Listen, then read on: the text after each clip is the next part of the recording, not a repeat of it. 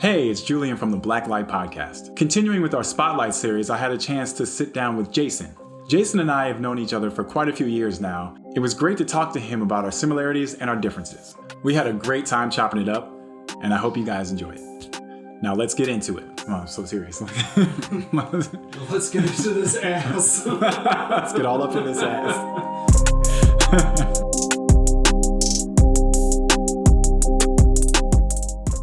Mr. Jason Lewis, how you feeling? I'm doing well. You good? Julian. Good. Ready to get into this. I'm slightly nervous. But no, be nervous. Definitely be nervous. Okay. But we're gonna grow. We're gonna grow together. Don't worry about that, man. All right. But one of the things that I think a lot of people talk about when they talk about the BlackLITE podcast is the fact that we have this this group, I guess, this energy and this chemistry together. Talk a little bit about your connection to the group, how you met all of us. Oh boy. Okay. So, so in, I guess it was 2008 or 7, I worked for the federal government. I had a job here in the DMV area, didn't know a soul. And I was dating this girl at the time, and she was sort of kicking it with Julian. So I met Julian a couple of times, but you kind of brushed me off. It's like, I have enough friends. But it wasn't until I met him like a third or fourth time, and I met Julian, another friend of ours, Nate, and Sheldon, as you guys all know, is another member of the BlackLITE podcast. So that's when some of this started to come together. We met at a house party, and we bonded over Virginia Beach. They had just came from Virginia Beach or just had a trip there that they go to all the time, and we were just bonding over that, talking about how fun it was and all that stuff. And we just started having a friendship from there. I actually met my wife through these clowns. I went to a happy hour, and I met this beautiful goddess who is now my wife. I met her through them, and actually Sheldon is the one that sort of kind of pulls some of the strings to get us together. So, I owe these guys a lot. Really, my marriage and my kids, sort of. Right. And I met Warren just he's Julian's cousin, so he was around a lot. And I just met him that way, but it wasn't until more recent years that me and him kind of became friends a little bit before this podcast. So that's how Voltron first merged. Was there anything in particular that made you think like, yo, you know what, these dudes are real ones? Like, well, shit, I didn't have any friends, so it was okay. It was either you or nothing, hanging out by myself. No, we just bonded really fast. I think I kind of with this group, I think I kind of found my tribe, which I never felt. I found, like, have a lot of different friends, but not like a consistent group, except for like sort of one group, Freak Squad. But yeah, I think I just really we just hit it off right off the bat. And again, I found my wife in this group. It's a multicultural group, which I really in the past haven't really been a part of. So I really like that aspect of it. Of the group's dynamic. We just kid around a lot, we joke around, tell really stupid, inappropriate jokes. We just laugh a lot. So yeah, that's I don't know. With this group, I felt like I finally found my tribe. It's like if I was in college, this is the group that I probably would have levitated towards, a group like this. So now, you mentioned about your job, saying you work for the federal government, and I know that I've spoken with you in the past about it, and you've probably explained to me exactly what it is that you do. But I think it's kind of like Tommy from Martin, right? Like nobody really knows what you do. So describe Well, first of all, I guess describe Sure. your educational background and what your current job is. Well, I'll answer the last question first. I'm an assassin. I chop heads off for a living. And I really can't tell you any. No, I'm just kidding. So Chopping heads like Wu-Tang. So, okay. I work. I don't know if I want to say I'll say it. I work for the FDA. Ooh, you're gonna have I'm to not edit that in out. any way representing the FDA in this podcast. So I'm just telling you who I work for because I have to. And my education background is that I went to a historically Black college, Norfolk State, Behold the Green and Gold. And I was a mass comm major, and I was focused more towards, I thought I wanted to do a career in sort of like being a newscaster. That was the first thing that kind of made me like, oh, that'd be kind of a cool job. And then I was like, I don't know if I really want to do that. And then towards my senior year, I worked at a radio station at my college. It was an FM radio station, Hot 91, your favorite station. I think it's called something different now, Blazing Hot 91.1. But yeah, I started out as a like a board op, kind of doing commercials. Well, we really didn't have commercials. It was more of because college radio can't have commercials, but they were called spots. They were really commercials. And then you would just cut those up. And then I finessed my way on air. I was a part of this morning show, the 911 Dispatch. I think, what we recall, it was my radio name was Iceberg Slim. So my name was Iceberg Slim. The other host of it was Nino Brown and Miss T, and we were supposed to do like this black movie motif, but it didn't quite work out. But yeah, so I started doing that towards my senior year. It seemed that whole career field seemed more like a gamble. And just talking stuff over with my dad, and he was, he sort of hinted that he's like, you might want to pick something a little bit more stable. For some reason that just really stuck with me. I'm like, shit, yeah.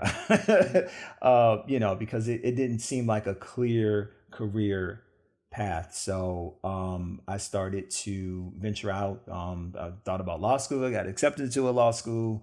Ended up not going because I didn't know how I was going to financially support myself. Because I couldn't, some law schools, you can't have a job your first year. So I was kind of going back and forth. So I decided to just chill out for a year. Worked as a collector at Bank of America, where I got cursed out and called nigger for a living. And cool. That's it was fun. Yeah, no, I met some great people. Like not on the phone, but coworkers. And went to grad school. Got my master's in public administration. I always had a passion for politics, but again, it seemed kind of like shaky. So I wanted something a little bit more concrete. So I was like, hey, I can work for the government. It's kind of a little bit of politics, a little bit more concrete, something stable. And I've been working for the government since 2007. So that was my career path. And that's kind of come full circle with this podcast. Yeah, and there's a lot of things that you said that I definitely want to follow up on. Yeah. But sticking with your current job right now. So then, how did you go from being a mass comm major and then getting to the role that you have now? It was kind of, when you're in your 20s, you're just trying to get something stable. So that was like, hey, I'm getting up here. I want something that is, I want something that's stable. Yeah. No, that. Sorry, what was it? No, that was no. I mean, Now, but I'm sorry. Your question was what? How did you transition? I guess I know the conversation you said that you had with your father, just in terms of looking for other things. But in terms of transitioning from a mass comm major and with all your other work experience, how did you get into what it is that you do now? It was just basically I really I was looking for something more stable, and I wanted something that I was interested in. I didn't want to be a broker or anything. I wanted to do something that was attached to something I cared about. So I was trying a lot of different things and saw what stick. One thing I wanted to do was join the FBI. Ooh. But at the time they weren't hiring for they hire for certain specialties like foreign language, chemistry, something like that. I didn't have any of that. So one thing they were looking for was police experience. So I was like, hey, I'll be a policeman. Right, So right. right after grad school, I went to I applied to two police departments, Virginia Beach Police Department in Atlanta, and got in Oh, with Atlanta. both of them. I had to do all this gnarly shit like jump through windows and go through this obstacle course. Probably one of the hardest things I ever had to do, but past physical part of it and the other parts of it. You have to take a lie detector test, Ooh. which is really scary. They just strap this machine. I remember when they strapped me to this machine, they like hook all this shit up to you and they ask you a bunch of questions before they go to like the real part of it. And it was like, okay, we got to stop this because you're nervous. I'm like, I got a fucking machine strapped to me. I have a, person that specializes in seeing if people lie or not right here. Of course I'm nervous. So anyway, calm down and did that. But yeah, and so I took a job in with the Atlanta Police Department, and I was bored shitless. It's not something that I really wanted to do, and I definitely didn't want to get shot. That's a common goal that people have. Yeah, like I don't want to be shot. I was, so I had just graduated Old Dominion University. That's where I got my degree in public administration. Okay. So I was sort of looking at things I want to do. So I put out a bunch of resumes and applied for a couple different things. And finally, I got a call back for this internship. So I told my lieutenant at the time, my mom was sick or something. I lied. Oh, Because I was like, by the time they called me back, I was in actual police academy. So this is like the real deal. Like we were like, we had to box. I missed this, but we had to be pepper sprayed. All this shit, like really fun shit to do that you want to do right after grad school. Yeah. So I went back home, got the job, and then I put in my 2 weeks notice. It was really sort of difficult because when you're in something like a police department, it's very fraternal thing, and we were sort of all in it together. We were it was in Atlanta, so I didn't really know anybody there. So these were like my only friends there, and then I almost felt like I let them down because I didn't complete it because it was 50 of us, Right. so many of us. But it was fine. It worked out really well. That's good. Yeah. So then I've been with the government. I worked for the Department of Defense for a couple years. I worked for DHS before they went to shit, and now I work for the FDA. Okay. Now, before we transition into something else, what would you say is the most rewarding part of your job now? The most rewarding part of my job, honestly, is something that I got to do the last basically year pre-COVID. I was a supervisor for a group out in California, and I was the supervisor at group of admin. And the most satisfying part is just working with other people, trying to get them to like the next level, make them realize that they can accomplish more than they're accomplishing, and just working with people. A second part of that job, which was awesome, was hiring, taking part in a hiring panel. Because I in general I do pretty good on interviews, but I've heard people bomb on interviews, so helping people to kind of navigate that, and just putting good people in good position, and just being a voice of people who may not be the first choice, just kind of putting that other voice in the room there. So that's been extremely rewarding, and just I love working with people and bringing them up. I have a different view of leadership than I think some people do. I don't see it as just like, okay, you're gonna you're gonna take these widgets and produce this, and that's all I want to hear. You're gonna do what I say. I like working with people more and getting them to kind of come along, not telling them what to do or anything like that. I mean, sometimes you have to do that, You still got to come to work. You still got to, you still have tasks to do, but getting people to do a work like all the time and wanting to do it and putting them in a good position, getting them mentoring, getting them coaching, getting them training. Oh, I really enjoy that aspect of the job. Right. So that's been the most fulfilling thing I've done at FDA. That's awesome. Yeah.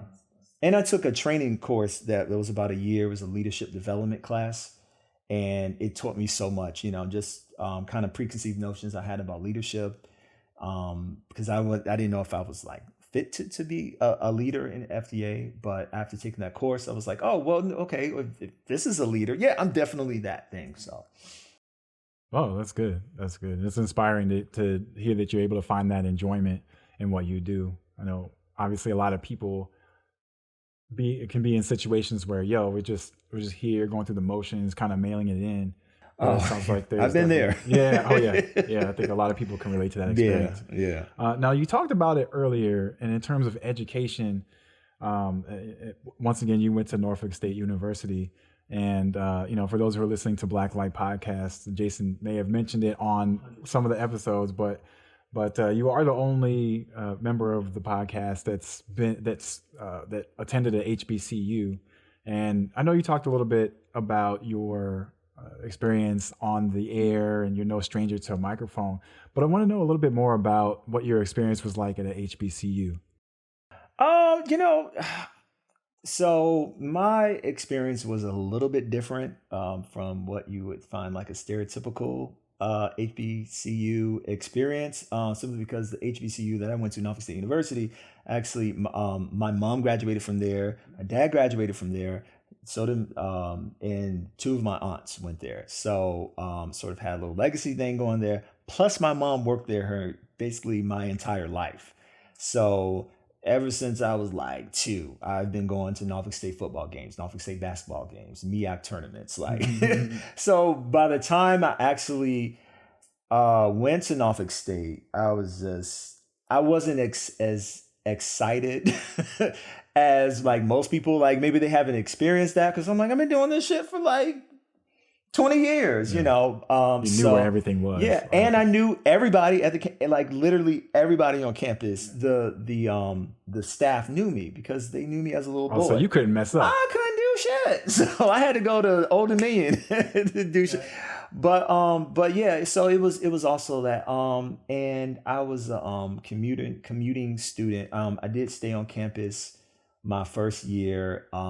But my mom pulled some strings. I was able to go to like the nicer dorm, which was sort of good, but sort of bad because it was mostly juniors and seniors who had already bonded. They had already, so I wasn't with the freshmen. I was I was in a dorm. So I didn't make a great deal of friends when I was there. I made some, especially when I started getting more involved with the radio station, stuff like that. But I didn't know a whole lot of people. So it was a little bit different. It was college for me at Norfolk State was more like finding myself, like what I was passionate about. I was super serious, super focused on doing something, even if I didn't know what that was. And I've always been sort of kind of high strung. So, but believe me, I had a great time. I went to hella college parties, web jams. People from back home will know these terms. Sweat boxes. Oh my God, sweat boxes were these dances that we used to have in the old gym that was just like super musty and no air conditioning, no ventilation. The football players would come and it'd be musty and shit. Like it was nasty, but it was so much fun. But yeah, so and I wasn't in a band or anything. That's where a lot of people kind of find they're calling their group of friends or fraternities. I didn't join that either. So I was kind of a floater. I didn't really have, I had people that I knew, but I didn't have like the dynasty, like a group of friends that and plus I'm from that area. So most of my high school friends were just right there. Most of them went to school or didn't go to school. So I still had a group of friends I can hang out with, but not a lot of college friends. So my college experience was a little bit different in that aspect, those aspects. All right. So sticking in staying in that same vein, talking about you being from around the area of Norfolk State, tell me a little bit about where you're from and what life was growing up. for you? Well, P-Town, of course. like P-Town. I mean, I grew up in P-Town, but a lot of people like you are the most P-Town like person ever. Like I've said a couple times on the show, I'd say P-Town is the equivalent for DMV people to maybe like Southeast DC light. You know, ain't that bad, but it's a little rough. So Okay, go ahead, because I don't want you to be okay. Southeast is okay. Go ahead. You go ahead. This is Oh, your I'm sorry. I interview. didn't Go mean to ahead. insult you. No, go Sorry. ahead. I was just trying to I pick got it. one of them wired cities, but but it was what you would call a somewhat rough neighborhood, but not. I mean, it wasn't. It was very community oriented neighborhood. We had a section in Portsmouth that was very Cavalry Manor, Crystal Lakes area that was very middle class neighborhood, upper middle class neighborhood. So it was a great blending of different type of Black people mostly. So it was very very proud tradition, very segregated, a very racial history. There was a Black side of Portsmouth and a white side of Portsmouth. And some of those sentiments are certainly still in Portsmouth, which I didn't even realize because I don't even remember that many Black people in Portsmouth, other than Churchland area. So I grew up in a very loving neighborhood. Had a great childhood. I was raised by my mom primarily. My dad was around. He was there. He wasn't necessarily a deadbeat. I guess. Yeah. he was on the verge. He was on the verge of being a deadbeat at some time. A barely alive beat. Right. But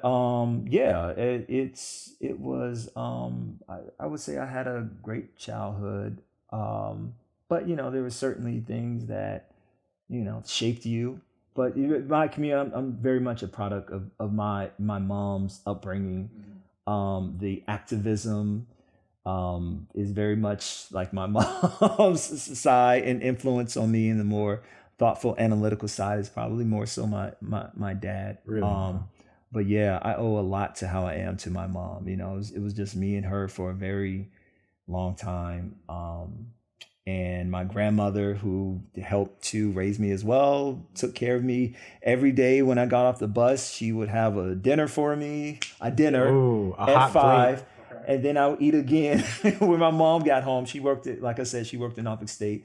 And a lot of times she worked 2 jobs. She also got her master's. She worked her ass off.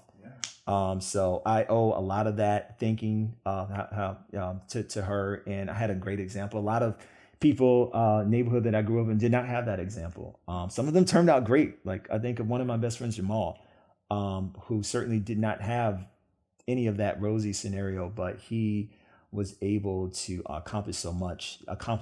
And that's why, I have a special place in my heart for people who struggle. Because I mean, that's mostly what I grew up around, with people that were struggling. Yeah, I mean, it's great to have that example. And I know a lot of people are able to find inspiration off of hearing examples like that. I mean, I want to dig a little bit deeper, talking about the relationship that you have with your mother. I know whenever I would talk to you, in the past, you definitely think very high of your mother. So I just want to have a chance to ask you about how you would describe your relationship with your mom. Yeah, well, like most relationships, good ones, it's complicated. We do have a great relationship. Now, I'm an only child, and there are a lot of stereotypes that go along with being an only child. A lot of those are true. And just how you're raised, and just how you think about the world and your imagination, for example, and stuff like that. Our relationship is good. I love my mom dearly. She says crazy shit all the time now because she's old and she could get away with stuff. So we do have a hard time in that aspect, especially when it comes to children, or if it comes to my wife. I'm very protective of my wife, and I'm very protective of my mom. So sometimes that and Ooh. conflicts. But I would say our relationship is great, but complicated because, when you are an only child, and you basically grew up as an only child. I Yep, mean, you absolutely. you may feel this way, but you have a different relationship because it's just you and her. So a lot of times, sometimes it is definitely mother son relationship, but sometimes it's more like a friendship. And the older I get, I almost feel like I'm her husband. Oh Like wow. the way that we talk, because my mom's a very strong woman and opinionated. And in order to properly communicate with my mom, you have to be a very strong person, or she will walk the fuck over you, Oh in wow. the most southern, pleasant, Southern Belle type of way. Bless your heart. But I've it's our relationship is complicated, but I love my mom. She's my inspiration for pretty much everything I do. I owe majority of how I turned out to her. So. Yeah. No, it's funny you bring that up because we actually have a guest today joining us. And no, I'm just kidding. We don't How have. dare you say that about me? No, but The vapors. yeah. No, well, thanks for sharing that. Yeah. It's great to have an insight on the way people's relationships are. I want to transition, still about your childhood, but maybe just a little bit more of the fun stuff. So, Okay. like, what TV shows did you grow up watching? Oh shit. Well, first of all, I love cartoons. So Saturday mornings, Oh my goodness, yeah. NBC, oh my God. Bionic 6. I'm gonna take y'all way back because I'm old. I'm 40. Bionic 6, and then get it like Ninja Turtles, Thundercats, Silverhawks, like He-Man, those are my favorite cartoons. And then as I got older, I would say the Cosby Shows, everything. Um, Different World changed my life, and showed how awesome HBCU life would be, and how cool different Black people are.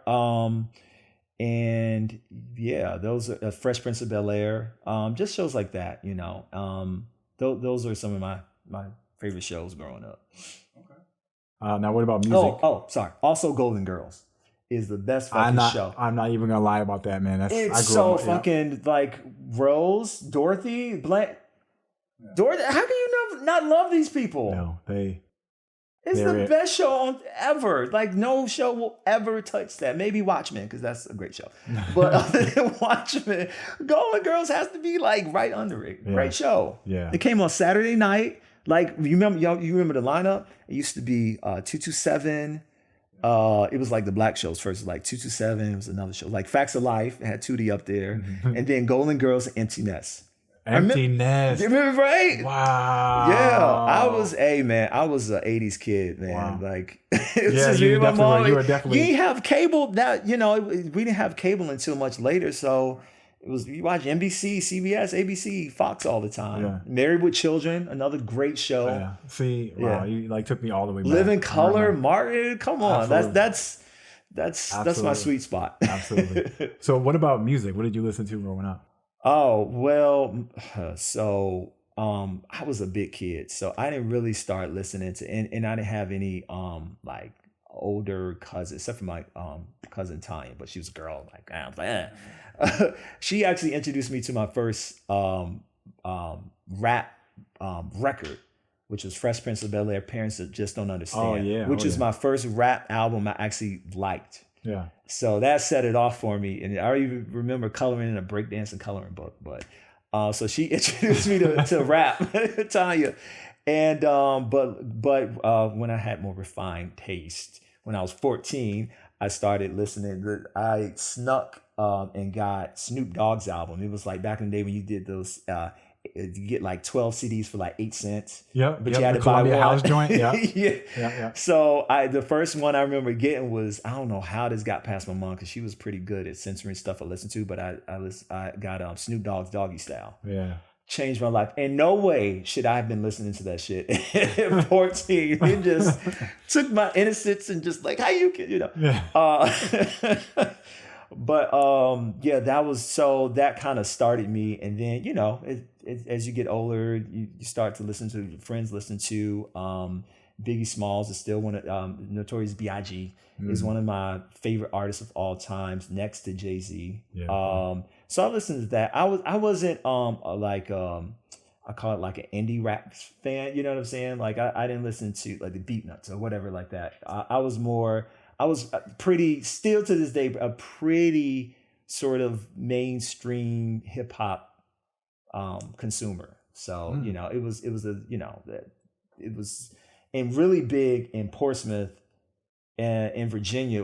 Real heavy was the Wu-Tang Clan. That just changed society in Portsmouth. Like you would get beat up if you didn't listen to, if you weren't able to quote 36 Chambers.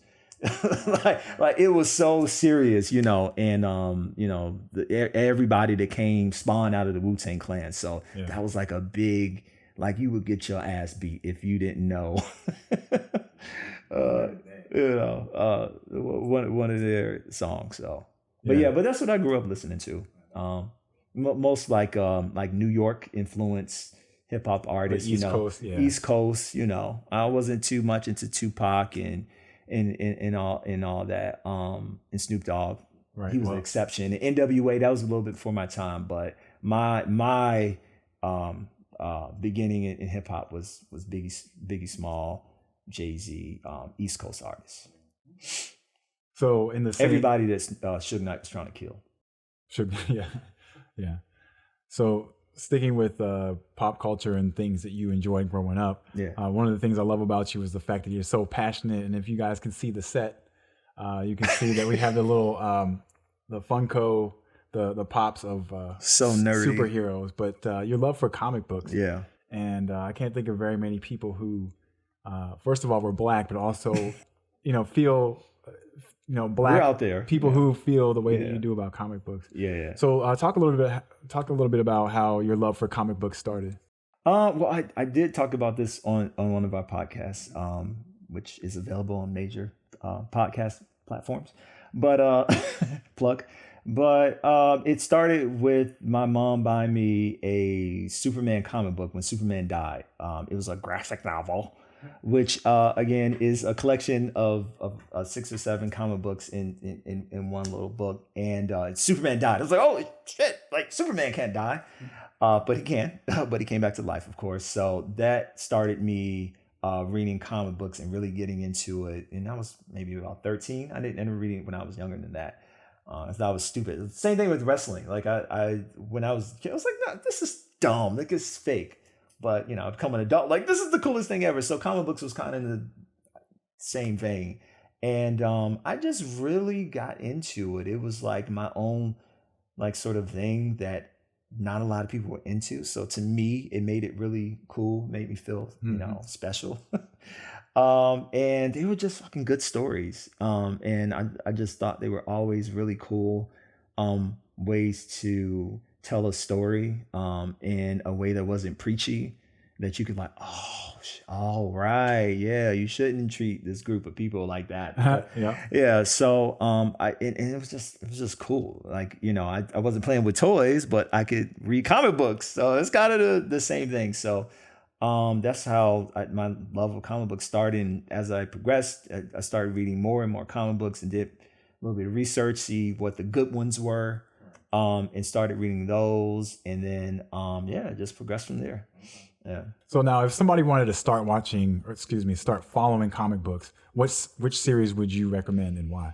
The Dark Knight Returns, because it's pretty mainstream. There's basically a movie based on it, Batman and Superman. Most people who hated that movie didn't read the graphic novel, because if they read the graphic novel, it would be like, oh shit, this is. But it's a good introduction. It was one of the first like mainstream comic books that tackled more heavier issues. Basically, authoritarianism and just what it means to be a superhero, what it is to have like this kind of like the things that we're going through now is just like police presence, like who watches the Watchmen, like who are these people that are supposed to be guarding us, suppose they're corrupt, or suppose they're don't have our best interests at heart, like what happens then, who watches them, who's watching them, who's policing them. So To me, that's a great starting point for any comic book fans. And it has Superman in it, has Batman in it. So it has characters that you're familiar with, but it kind of flips on its head because the story is like Batman's like this old 6-year-old dude, like he's bitter, he's like broken down, and he's got one more fight left in him. He's gonna beat Superman's ass, who's basically a puppet of Ronald Reagan. It's crazy. It's crazy. Like y'all. I highly recommend that. Okay. That concept as a starting point. I'll keep an eye out for that. Yeah. Now you mentioned it earlier, and I definitely would feel, definitely would be remiss if I didn't mention this. But one of the ways that we've actually bonded over the years is for our love of pro wrestling. So I want to talk wrestling. Yes, wrestling. So I want to talk briefly about what are your earliest memories of pro wrestling and what got you hooked. Oh God. Well, like I said, when I was younger, I thought it was the stupidest thing. Like when Hogan and Ultimate Warrior, all that shit, I was like, man, I figured out pretty early like it was fake. But then I started giving it a second chance around the same time I was interested in comic books. I'm like, oh, it's supposed to be fake. Okay, it's like a movie. Like these are characters. Oh, it's not so stupid now. I mean, it is stupid. Don't get me wrong, it's stupid, but it's like goofy stupid where you don't even have to think. Like it's, the storylines are really simple. Good, bad, it's a little plot twist, like, oh snap. It's the fun of it. It's like you're in this ecosystem that nothing else exists around it. And it's just like, oh, I can relax my brain for a little bit. It's good for people who are, have anxiety or really super serious about other things. You're like, oh, this is so good. You can be engulfed in this fake sport and just kind of lose yourself. And, what kind of got me into it was, again, I guess it was sort of the same thing with Superman. It was like Hulk Hogan, who's like the baby face, the good guy for layman terms. And he turned bad. Like, wait, this is against the principles of wrestling. And it was so, and after a while you start cheering for him. You're like, oh, like it wasn't until Hulk Hogan turned bad. Now he's a real bad guy in real life now, but in that universe he was bad, and it started becoming kind of cool. And then it eventually became mainstream with The Rock and Stone Cold and DX. But I was still sort of a closeted wrestling fan, right? Because it was cool, but not like Portsmouth, urban cool. It hadn't quite reached that mark until like 2002, when everybody was like, "This is the greatest thing ever." So it was I definitely had my wrestling friends who I talk wrestling with, but if a girl or somebody else came around, I would talk about something else. Like, go ahead with that. Go ahead. Yeah, I'm gonna go ahead and go to Fines and get me this this boss outfit, this cross color outfit. I would switch out completely, but I was I was embarrassed about being a wrestling fan, and still am. Real quick, yes, favorite match of all time. Oh. That would have to be not from a technical standpoint, but just from a holy shit standpoint. The Rock versus Hogan. Oh, okay. And WrestleMania 19 is a lot more. I'm really bad with numbers. What WrestleMania? I think it was 18 or 20. 18. Yeah. So that was my favorite match. Between that one and because it was the first WrestleMania I purchased, Shawn Michaels and Stone Cold Steve Austin with Mike Tyson. It was the first match. I was like, I feel every part of the match. Like Shawn Michaels was so amazing. It was like everything that, it's like that match. I became smart. I was like, oh, this is like so many things were ticking, like what Shawn Michaels was trying to do, what Stone Cold was trying to do, the way that they just pull the audience in and just like manipulate them and just, it gets to the zenith and you just explode. Like it was amazing. That was the first match of like, I get this, and I became a lifelong fan. Awesome. So now we want to move into some of the more serious part, but also something to smile about, right? Okay. Talk about relationships. And now I love talking about this. So what is cheating? I don't know, Julian. No, we're not going to go that hard. Okay. That's for BlackLITE after hours. But now you mentioned her earlier, and I definitely wanted to make sure to to talk about it. Uh-huh. But you mentioned when you were out with us and then you met your now wife. Yes. Tell me a little bit about your first date with her. Oh Lord, see, you gonna get me in trouble. I want to say the first date, and I'm pretty sure about this, it was a spot in Georgia Brown. That's in DC, and it's like a soul food. It's like a You've ever been? Yeah, I've been there. It's like a fancy soul food restaurant. Yeah, and Jennifer makes fun of me because she's like, I was wearing this like awkward like sweater thing. Or, I don't know. She was like, something was like this off. I think it was like too big. Like it was in between the styles of like wearing baggy stuff and not so baggy stuff. Now it's the opposite, it's tight stuff. But yeah, we just had a great conversation. I was already kind of digging her the first time we talked, and we talked over the phone. So this was just like, okay, I hope it goes well. And it went well. I was like, I like her. Like she's. I'm so glad you dropped that. They make fun of me because I when I get excited, my voice goes really high, and that's one of my catchphrases according to these guys. So according to history, but yeah, but yeah, we just vibe really well, and we had similar views about what we wanted. I met her at a time where I was I had just gone through a really traumatic thing had happened. I didn't even tell you this, and I'm not going to tell you now. No, but cool. I was sort of devastated from that, and she was like a guiding light out of that. I was just like so involved in this one situation that happened to me, and then it was just the right time, right person at the right time, and then she was just like everything just changed from that moment. That's great. I mean, that's awesome to hear. Now, you are the only one on the podcast who is currently married. Yes. But there are other people on the podcast who are lined up to get married. Like, yeah, so a lot. Yeah. Damn COVID. I mean, yeah, right. So it's no secret that within relationships, within marriages, there's, you have happy times and you have challenging times. What would you say is the most challenging part about being a husband? Oh, well, I say this all the time. Marriage is not for punks. Oh yeah. It's hard. And everyone's relationship is different. People have different reasons they get married and stay married, and the reason they like each other, don't like each other, whatever. For us, it was the second and third year of our marriage was really rough, and it's in that like, did I make the right decision? She's kind of thinking the same thing. Like, God, we're arguing. I don't think we're supposed to be arguing this much. So it's, you're trying to figure that out. I had never lived with a woman before, that I was dating or period. So, just figuring that out, being the only child, her being one of 14 Goodness gracious. was a little different. And we dated, but I feel like you don't really get to meet the real person until like year 2. Oh, wow. And that's around the time we got married. Oh, So wow.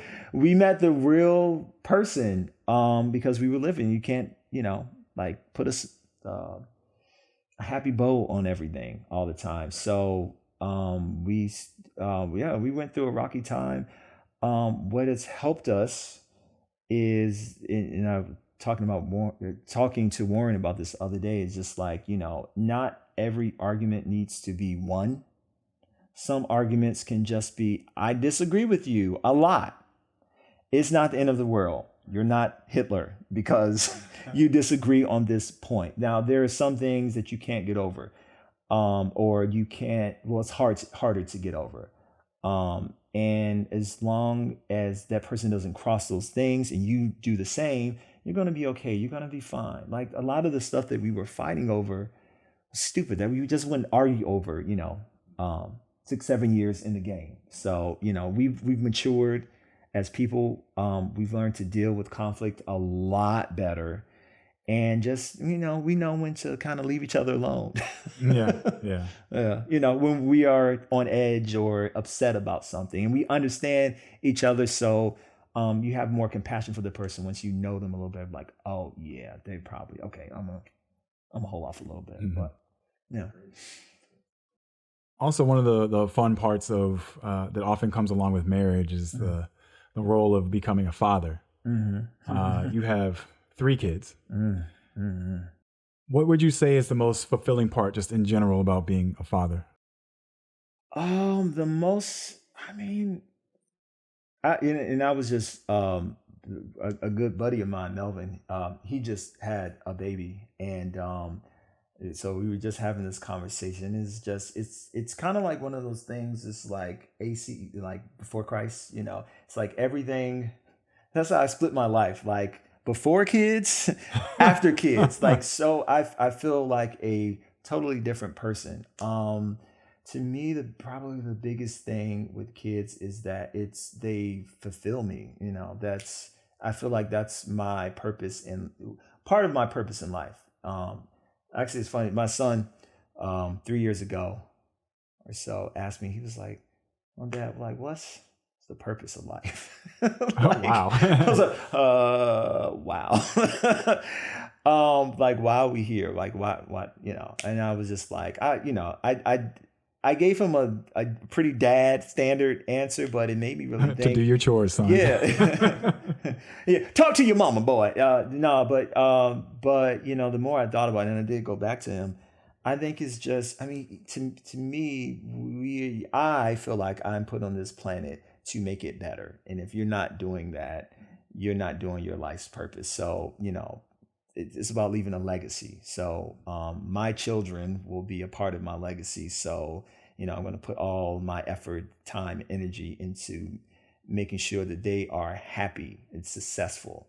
That's whether, my son or daughter becomes president, or they have, they work at they work somewhere else, right? It doesn't make a lot of money. I just want them to be happy, and I want them to add to whoever life they are attached to, improve their life. And I feel like that's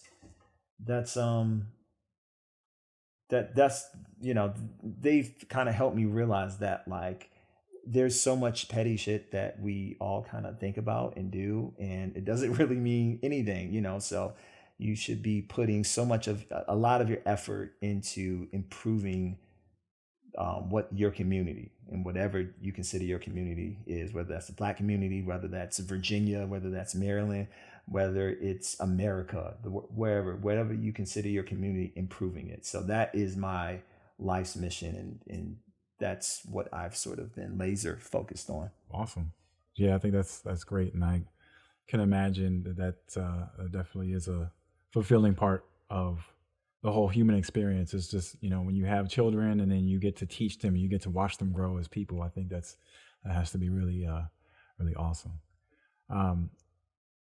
One of the things that you and I talk about, and I know that you're pretty involved in, is the whole I guess the political process. We talked a little bit before we started recording about just how interesting politics in general is for you. Mm-hmm. I know the election is coming up, but within the past 12, maybe even really 14 years, we've really seen some unprecedented times, especially in this country, with changing administrations, being happy about one, maybe not so happy about a current one. Mm-hmm.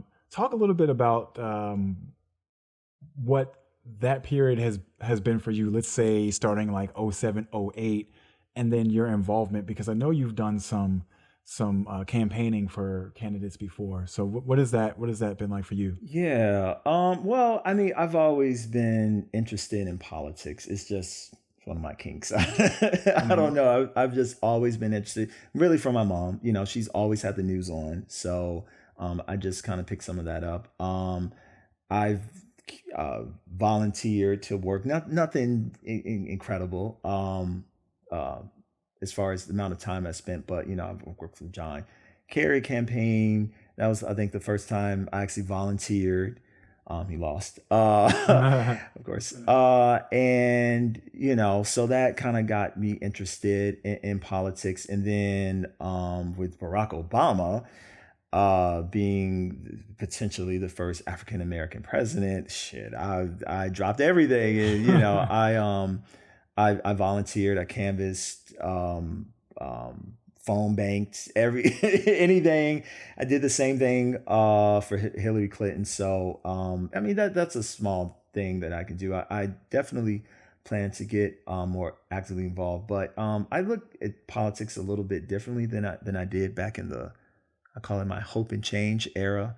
Um, with the current administration, it's really helped me pull the cover over my from over my head and just realize what this country is and where I thought it was is not exactly didn't jive up to my perception of what this country was, in the people around me did not jive with reality. So in some aspects, y'all president, when he was elected, for me, it was a lightning rod thing. Like, I need to get more, and it goes back to, what your actual purpose is. Like, what can I do so this shit never happens again? Or what can I do to be a better advocate for this issue? Because I'm not a one issue person. I care about a lot of things. Like, not one thing kind of oversees the other. So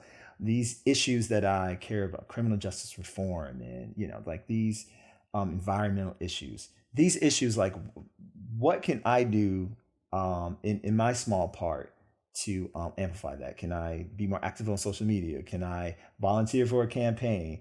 Can I just talk to the people around me, especially people that are on the verge of not voting? There's one of my very good friends who I found out did not vote in the last election. And I was heartbroken. I was like, you ain't vote for Obama? Like, we've been, so just having those conversations, I think, are even more important than any of the canvassing stuff I do. Just kind of making sure my people have the knowledge to make a decision, like whether they vote or whatever. But if you're going to be my friend, you're going to know what I know. And I want to know what you know. So we ain't gonna be walking around here ignorant. And you're my friend. I'm gonna let you know. And I don't have, and that's one thing I've had to learn to do, is to learn to be okay with being uncomfortable, and standing up and advocating and being forceful, in my opinion, and not do I kind of want to end this conversation, so I'm going to agree. Like, no, I don't fucking agree with you. You are wrong. You're whatever, So that's kind of my evolution politically. And I'm just constantly trying to get more knowledge. I read a ton of political and themes and stuff and other stuff to try to get my, to try to understand sort of where we've been in this country, because nothing that's happening is new. That's one great thing about being 40. If you live long enough, the same shit will happen eventually, and you'll go through it again. And then, the next time you go through it, you will be prepared. So, yeah, it's definitely important to become involved in some capacity, and just do something. Don't just sit there, right? Yeah. So, get off your ass. Right. As one of never mind. So as we wrap up, first of all, this has been a great experience just to sit and talk to you. And even though we've known each other for so long, it's always encouraging to find out something new about somebody who we consider ourselves close with. So I appreciate the opportunity of being able to be able to talk to you. So we're going to have somewhat of a speed round. I don't know how well you do with stuff like this, but you're going to learn today, right? All right. So here we go. Right. Okay. So you and I have had a chance to travel to a few places. We've been to Las Vegas together, Miami together, Montreal together. Mm-hmm. What would be your ideal vacation? Oh, with my family or you? Or with my friends? Period. Probably Nigeria, because I want to go to an African country, and I took Ancestry DNA and they said I'm from Nigeria, so I want to go to Nigeria really bad. So your ancestors are now? Yeah. So that would probably be, and so I'm sort of making tentative plans to do that eventually with my family. So that would be the ideal. Do they know? Yeah, hell yeah, they know. Okay. They're gonna learn today. All right. So spinning up a little bit faster, we're gonna play One Gotta Go. You know this game? Yes, he does. Okay, here we go. All right, check this out. One Gotta Go. You mentioned Ninja Turtles. Raphael, Donatello, Michelangelo, Leonardo. Michelangelo.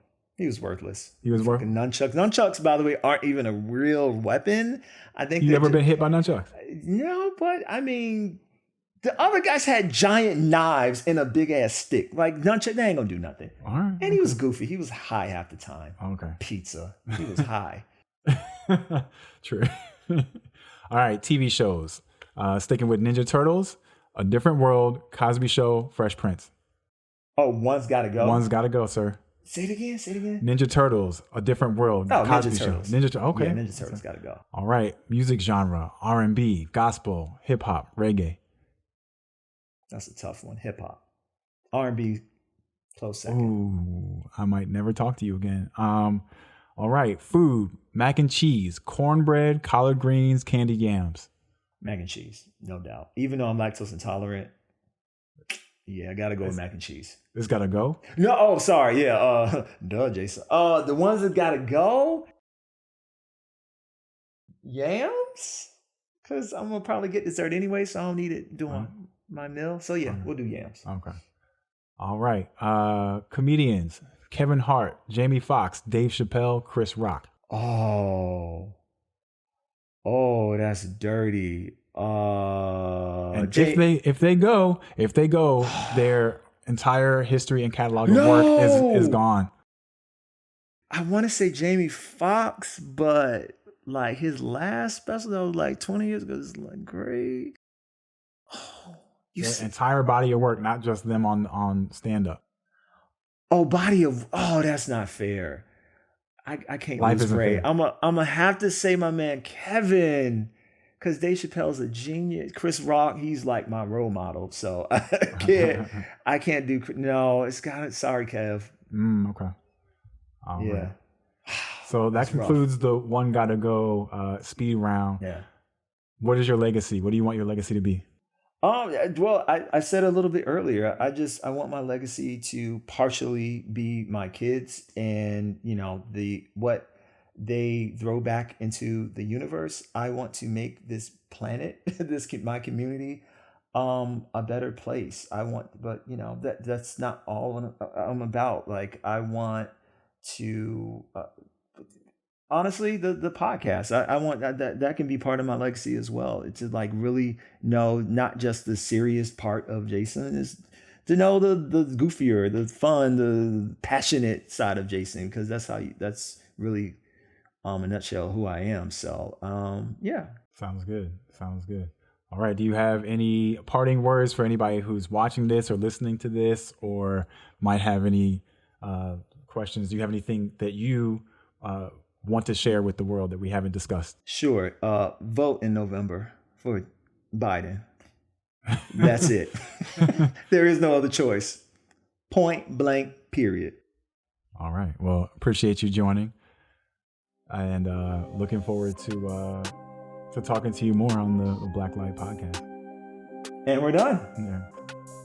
How was that? Horrible.